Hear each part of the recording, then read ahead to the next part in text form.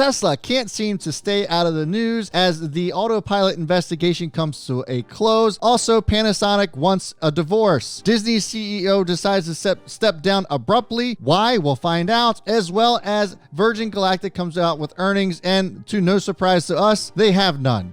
All coming up.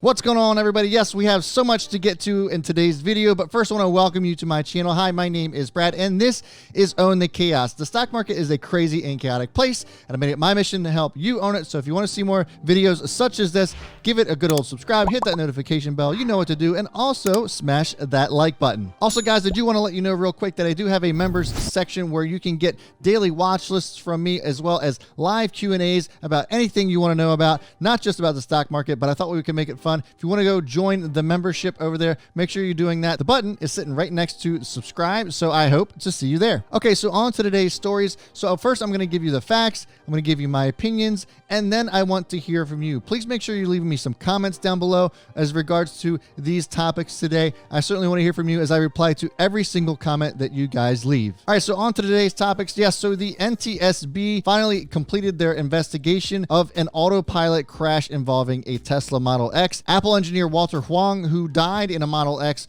while a vehicle was in autopilot mode back in March of 2018, raised a lot of causes for concern, and the NTSB decided to do an investigation on the autopilot system. Turns out they came to several conclusions. They said that the system could have been part of the cause. However, it named a number of other probable causes as well, such as a crash attenuator that was previously damaged, that was not repaired by the state of California, that caused some issues for the autopilot to read and could have definitely led to that car crash. And here's the big kicker as far as the results of this investigation. Turns out that the driver was playing a mobile game while using autopilot before the crash. Now, Tesla describes the autopilot as a autopilot driver assistance system, keyword meaning assistance. Doesn't mean that you need to be taking your eyes off the doing your hands off the wheel and doing all kinds of crazy stuff. It's not full on autopilot yet. And while Elon says that autopilot is fully capable, there's a lot of legal issues that they have to work through in order to get that passed through legislation and all that stuff. So the autopilot driver assistance system is just that. It's an assistant. So in conclusion to this, I think that ultimately this was just yet another hit piece on Tesla for the bears to try to come in and try to short the hell out of this thing. It's unbelievable to hear about shorts still being in this as much as they've lost. Billions of dollars have been lost from people still trying to short this thing. And there's a lot of folks that are still sitting very much in the red thinking that Tesla will be coming down. In my opinion, it's time to just give up already. While the situation still is tragic, as someone did lose their life and it was an Apple engineer, so it seems to me that it was a very brilliant life at that. The driver was playing a mobile game while his 6,000-pound vehicle was going down the road. To me, that's just irresponsible on the driver. And like I said, it's an assistant. It's not necessarily meant to just drive for you all of the time. And back of March of 2018, that driver assistance system was still only allowed to be used on the highway. So it still wasn't nearly as advanced as it is today. But let me know in the comments below, what do you think? Do you think that this was just a waste of time? Do you think that the NTSB should have spent their time on other things? Or do you think that this was time well spent and that there's something to this autopilot issue? Okay, so the next story is that Panasonic is divorcing Tesla. Yes, if you guys haven't heard, that Panasonic has been working with Tesla for quite some time on their solar roof system. So Tesla is designing and has designed solar panels that look like roof shingles, so it doesn't look like some big bulky panel sitting on the top of your roof. It's more practical, and actually it's more efficient according to the company. Panasonic is now pulling out of that though, and stated they are ceasing operation production in May, planning to exit entirely in September. Tesla stated that it has no bearing on their current operations. Now, having said all that, Panasonic is divesting out of a lot of their other ventures that aren't proving profitable right now. Their business isn't exactly in the greatest of shape, so that's why they're making one of the reasons why they're making this decision. They haven't completely severed their ties with Tesla, just the solar side of things, as they are still creating batteries for Tesla in their Giga Nevada factory for their vehicles, because that has proven to be profitable in the last few quarters. In my opinion, I don't know if this is a great idea on Panasonic's side, because Tesla has already started to roll out solar roofs in California, primarily to people who already own own Tesla vehicles. And I think that this Tesla business model mirrors or parallels that of the vehicle model, because if you look at how Tesla has evolved their vehicle business model, it went from a very expensive car and they sold it to people who could afford it so that they could create a cheaper car, and then people could afford that, and then to create an even cheaper car for most of America. And I think that's what we're seeing here with the solar side of things, where they're charging a ridiculous amount of money to be able to have the solar panels that look like shingles, that don't look like any other, don't look too much different from any other roof, but still provides you with that solar energy. And I think that we're going to see a similar model come from them as far as that's concerned. Let the people that can afford to buy the super expensive model first, so that it can fund your ability to distribute to the masses. And so I think that that is the type of business model that they're going with. And I think that it will pay off for them in the end. But as always, let me know what you think in the comments below as far as that's concerned. Do you think that their solar side of the business is not going to go anywhere? Did Panasonic pull out just at the right time, or did Panasonic make a mistake and that they may regret this decision moving forward? Okay, so moving on to Disney. Disney's Bob Iger has stepped down as CEO, and it was rather unexpected and rather abrupt, effective immediately as well. So it also kind of makes me scratch my head as to why. And just to give you a little bit of a background here, Bob Iger has been with Disney for 45 years. He's been their CEO for 15 of those years. He was responsible for acquiring Pixar from Apple, Star Wars from George Lucas, and Marvel, which includes the Avengers saga. Not only that, but also adding 20th Century Fox and adding Disney Plus as his last hurrah. Now, he's not leaving Disney completely per se, as his contract doesn't run out until 2021. So he will serve as the executive chairman to apparently focus on their creative side of things, because that is drawing so much attention that he can't focus on both, which still I'm not so sure about. Something's off here. But nevertheless, Bob Chapek is taking his place as the new CEO. He was the chairman of Parks, Experiences, and Products, which kind of makes sense in my opinion, because the parks side of their business is actually their largest revenue driver. Bob Iger, not to be confused with Bob Chapek,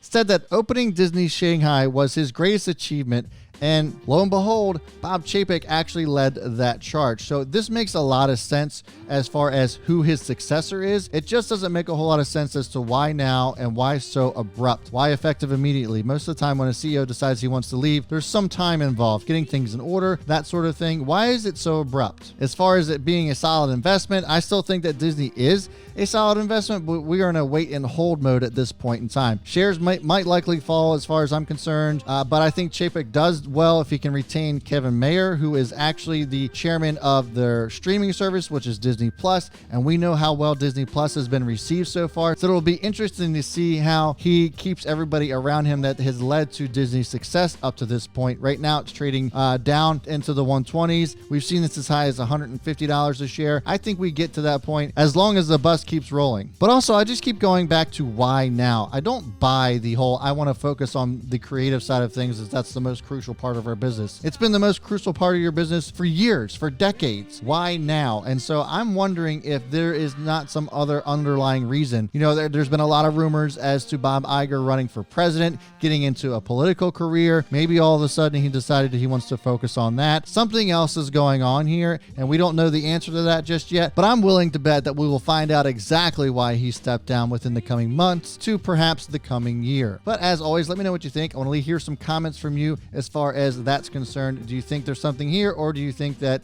it's just business as usual for Disney? Okay, so finally, Virgin Galactic came out with earnings after hours on Tuesday, and holy cow, did they miss. An expected $1.78 million in revenue to a measly $529,000. That's a miss of 70%. Yeah, 70% they missed revenues by. The analysts got this completely wrong. And I told you guys on Stock Watch Sunday that this is something that you're really going to have to, struggle with. This is a 100% gamble as far as holding this overnight. Now, the stock hasn't dropped considerably from Monday to Tuesday, but but I don't know. It's still going to be very touch and go as far as this is concerned, especially, and I'll get to that in just a second. But let me go on to some more of the facts here. The CEO Whiteside said ticket sales to fly just outside of the Earth's atmosphere will be starting up again soon. So for the low price of $250,000, you can experience a few minutes of weightlessness,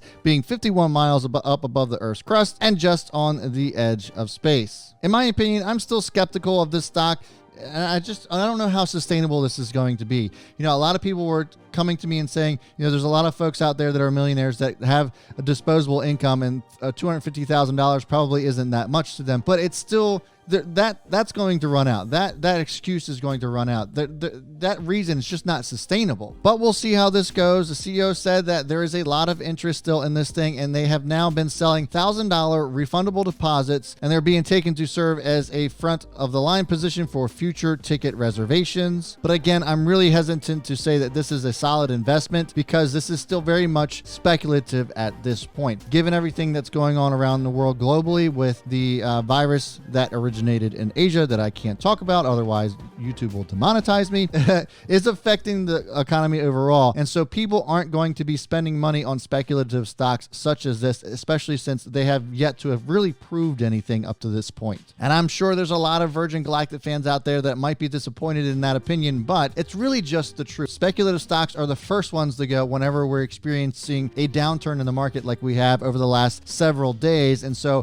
this would be one that I think that if you waited long enough, there will be a much cheaper price to be had for Virgin Galactic. And so at this point in time, it's a wait and hold to make any kind of move on this one, in my opinion. Okay, so finally, I just wanted to get to a viewer comment. I've been asking you guys to ask me some questions, so hopefully those questions start to come in and roll in a little bit, but I wanted to at least comment on somebody else's comment. That way there was at least something in this segment of the video. But somebody responded to the virus video that I put out a couple weeks ago, and I thought that this was really great. Lion King said that common sense and factual rationale is what I hear from you, sir. Well done. Indeed, in this age of misinformation, the virus is causing panic, but still no serious epidemic as of today. Cheers and thanks. And so that's the key takeaway that I want to leave you guys with as far as how the virus is impacting the stock market. And so here's my take yet again, guys. Nothing has changed as far as my opinion on how this virus is impacting the world and the economy just yet. Okay, so in my opinion, using words like epidemic, pandemic, and health crisis to describe a virus that has infected less than 3,000 people,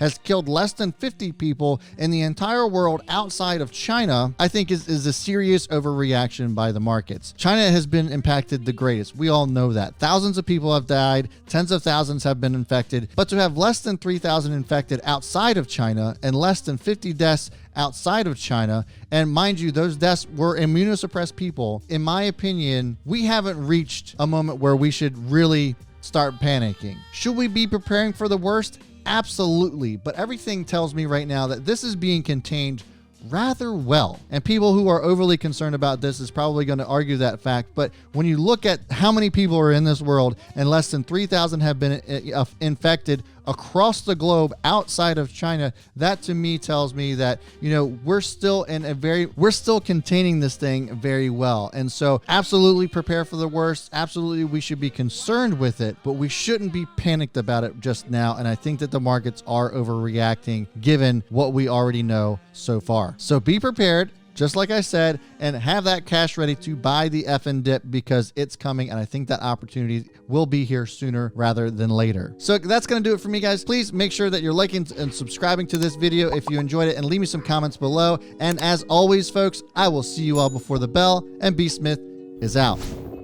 Tesla stock CEO Elon Musk announced in his latest quarterly report to Tesla that they would not be raising capital in the form of an offering or otherwise because they felt they were doing well enough that they didn't need any additional money. But then he went ahead and put out a $2 billion offering, which begs us all to question,